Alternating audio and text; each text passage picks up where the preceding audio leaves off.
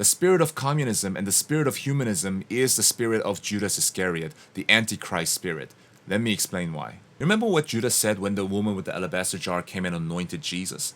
He rose with this moralistic mask and conviction, and he said that, why was this not sold for 300 denarii and given to the poor? See, there is a pretense of the care for the poor, and he uses that for his own gain. The Bible literally says that he didn't care for the poor, but that he was a thief and that he would take the money out for himself. That is communism. There's been a few authoritarianism that has risen throughout the course of history, right? Some rose to their power by promising safety, some rose to their power by promising restoration, but it is specifically communism that rose to its dictatorship with the care for the poor and marginalized as their selling point. That is why the spirit of communism cannot be separate from the spirit of humanism, because they have to use the name of love, care, and tolerance to silence the truth and to go further to persecute the truth. That is already what happened in many parts of Europe, and that is exactly what anti-discrimination law in Korea is. It is humanism and communism's very job to silence the church that is meant to be the salt and light of the world.